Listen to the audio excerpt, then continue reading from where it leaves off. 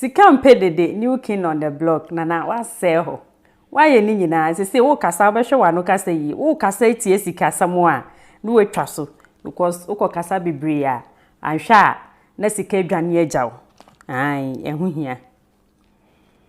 ma be gina he de wonim se ensem a ekohim na enenam mframem na wo se medesmo na nso hu de ekoso wo mai mu ye dikan ne ya bebo nkomo de enso de tuetue nyina na wo se wonso waso etimi etibie na workshop akoso a ye de entity ye ne nkyerɛkyerɛ ede ama ensentwerefo efa eye SSB eno no eye sugar sweetened beverages ehonsem akonokono de a ye nonom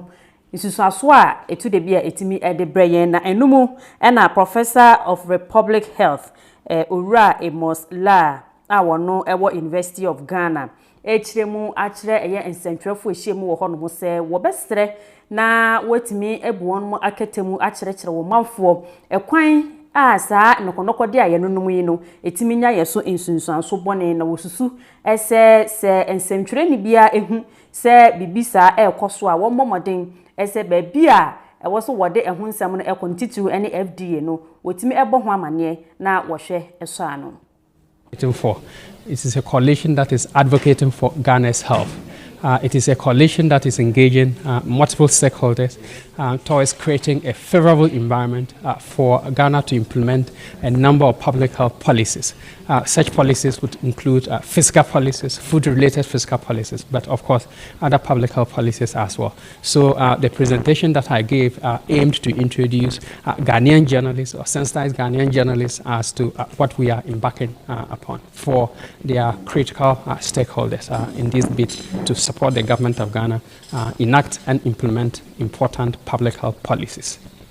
National Coordinator Edema Ghana Non-Communicable Diseases Alliance I know ye trinity as a NCDs Ora Labram Musa and so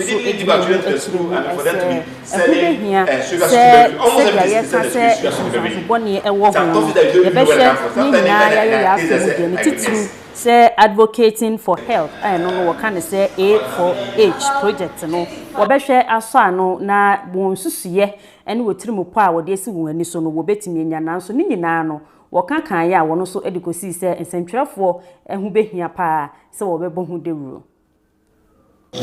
And these health harming commodities. So for instance, let us begin to look at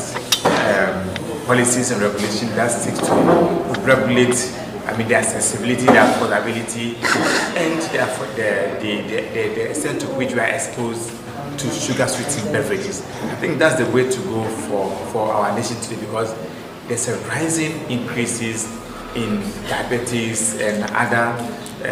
non-communicable diseases related to health harming products. But the point is that policymakers and industries are quick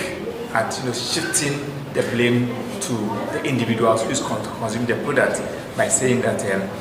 they have the responsibility to regulate what they eat. But we are saying that the back stop with the policymakers, the Ministry of Health, the Food and Drugs Authority, and our legislatures, our parliamentarians, to come up with.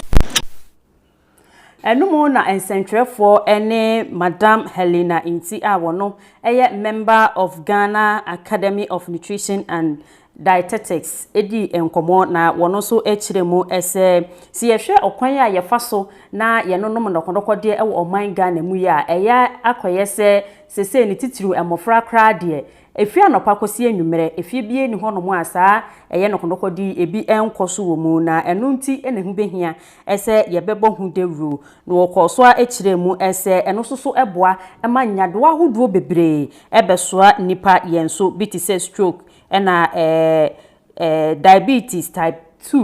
2 ni nyina eka ho bi ene de ekekeka ho a no so eye gallstones enti we no nyina no ebi etimi ye ensunsuanso a efri eye nokonoko de a ye nonom no dodo no eho de esichire aka ho esichire ne mu ahoro bebre ewo ne ne ekeka ho ni nyina eya ewo nsunsuanso bone wo yapomuden so enti ene ne ye ka kire journalist ene amanfo nyina ne se yɛnte nnuane a esikyire ewo mu no na yɛn replace no with nnuane a sugar ennim, healthier options ɛno no nsuo sɛ ewo no ma